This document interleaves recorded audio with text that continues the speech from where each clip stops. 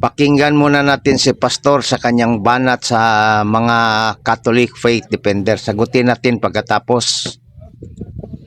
Yan po ang dahilan mga kaibigan kung bakit kayo nasasaktan sapagkat hanggang ngayon ay nagpapatuloy pa kayo sa mga gawain at mga doktrinang hindi ayon sa salita ng Diyos na nakasulat sa Biblia. Okay, sagutin muna natin. Paano mo nasasabi at ano ang ebidensya mo na ang turo ng Katoliko ay wala sa Biblia, na hindi mo man tinatanong at hindi ka nga sagutan sa mga Catholic Faith Defenders upang malaman kung biblical ba ang turo ng Iglesia Katolika? Next mga kababayan, ating pakinggan. Hindi kayo masasaktan, tanggapin na lang ninyo at sundin kung ano ang sinasabi ng Diyos sa Biblia. Sabi niya para hindi daw masasaktan ang mga Catholic Faith Defenders. Pastor, para malaman mo, hindi kami balat sibuyas. Yan ang dapat mong malaman.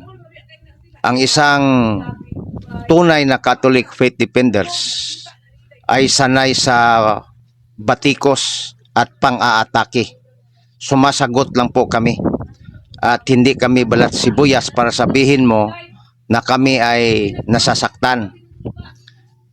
Ang atakin nyo ay siyang aming basihan sa pagsagot, pag-react at pag-debunk sa mga mali at mga kasinungalingan na sinasabi ninyo against sa katuruan ng Santa Iglesia Katolika.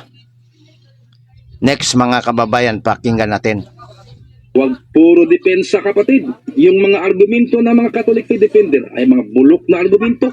Okay, sabi niya huwag puro depensa at ang depensa daw ng mga Catholic Faith Defender ay bulok.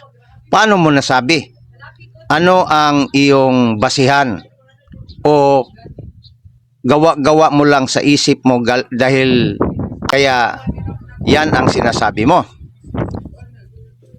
Pakinggan natin ulit. Nagawa nila ang kahit anong depensa para lang matakpan ang katotohanan.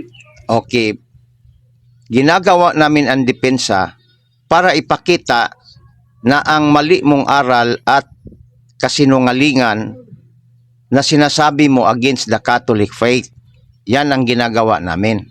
Kaya siguro, ikaw ang walang magawa, walang makumbinsi dahil ang mga Katoliko na iyong winawalihan or gipreach mo o kinukumbinsi mo ay hindi mo na mapaniwala sa kasinungalingan na iyong sinasabi. Tuloy.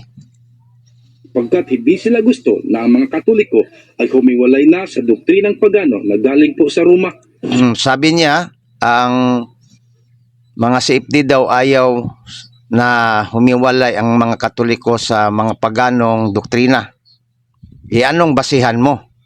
Utak mo lang, sariling laway mo lang ang nagsabi niyan.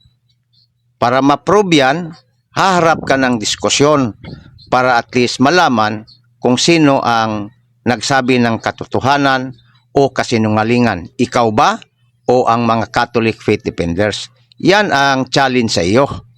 Yan po ang komentaryo natin. Magandang araw sa atin lahat.